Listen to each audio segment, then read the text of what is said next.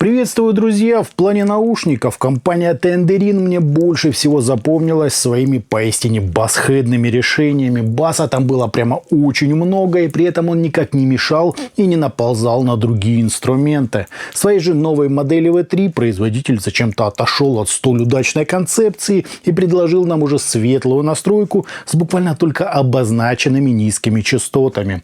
Зато теперь это гибридная конструкция из одного динамика и двух балансных арматур. О них сегодня и говорим. Собственно, поехали.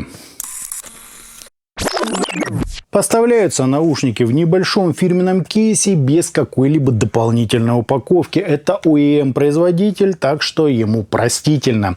Из характеристик нам известен импеданс модели равный 19 Ом и ее чувствительность 105 дБ. В комплект нам положили две пары пенок, два набора очень маленьких силиконовых амбушюр и вполне неплохой на вид кабель. С вилочкой 0,78 мм и на уже порядком устаревшем штекере 3,5 мм. У меня лично уже все переведено на балансный 4,4 мм джек, так что я им по факту и не пользовался, как и насадки, сразу заменил на фирменный от Final Audio. Сами чашечки полностью выполнены из смолы с компрессионным отверстием, направленным назад, и средним по размеру металлическим звуководом. С внешней же части нам, как обычно, нанесли абстрактный рисунок с наименованием модели. Сидят наушники отлично, пользоваться ими удобно, в этом плане я ими доволен. Вот так, друзья, это все и выглядит.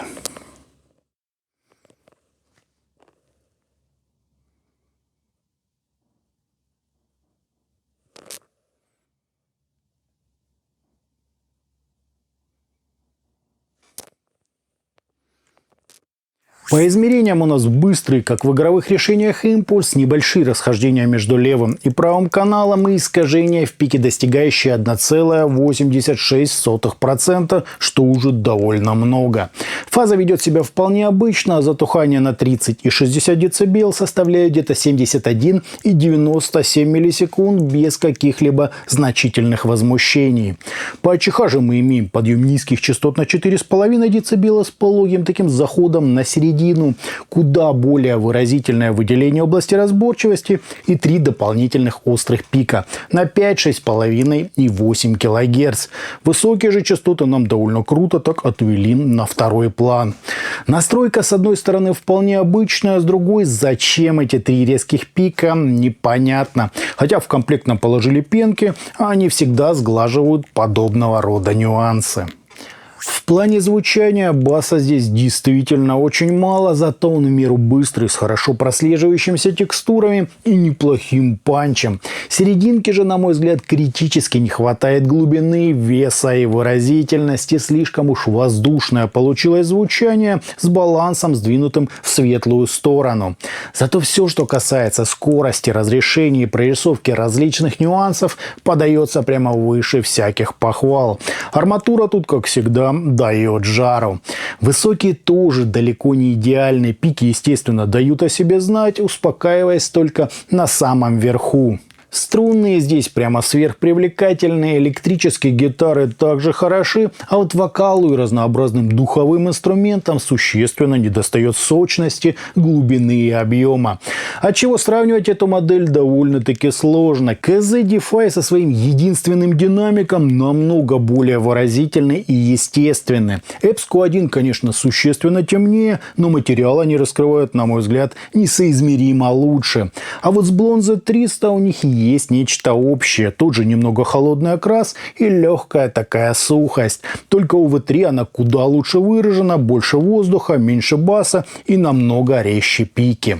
По стилистике я бы их ориентировал скорее для рока, разнообразной электронной музыки. В танцевальных жанрах им вообще делать нечего, для всего остального из электроники они вполне могут сгодиться. Источник им особо мощный не нужен, хотя легкими на раскачку я их тоже бы не назвал. А вот в плане жирности можно даже удариться в крайность, мало массы с ними просто не бывает, а вот разрешения, как говорится, хватит на двоих. Вообще же звук здесь строгий, драйвовый, но чересчур уж яркий, легковесный и крайне воздушный. Так сейчас, друзья, мало кто делает. Если это то, что вам нравится, милости прошу. В плюсах тут сухость, динамика и разрешение. А в минусы я бы отнес несколько спорную натуральность, слабую мелодику, невыразительный бас и, на мой взгляд, недостаточную телесность средних частот. Относительно же передачи сцены в глубину все в полном порядке. И итогом гибридные трехдрайверные наушники Teanderin V3 удобно сидят и неплохо выглядят. Звук же у них из почти забытой старой школы, то есть просто сверхдетальный, яркий, со слабо выраженной массой, небольшой сухостью, но отличным разделением инструментов и высокой динамикой. Для меня это звучит не особо выразительно, но для рокеров и ценителей нетанцевальной электроники вполне может подойти. Плюс еще много осталось представителей той самой старой школы. Очень вкусовая, на мой взгляд, модель. Когда-то такое воспринималось на ура, сегодня же все очень спорно. Давно такого, друзья, мне не попадалось. А на этом у меня все. Это были наушники Teanderin V3. Всем добра, подписывайтесь, жмите лайк и присоединяйтесь ко мне во ВКонтакте и Телеграме. Всем, друзья, добра!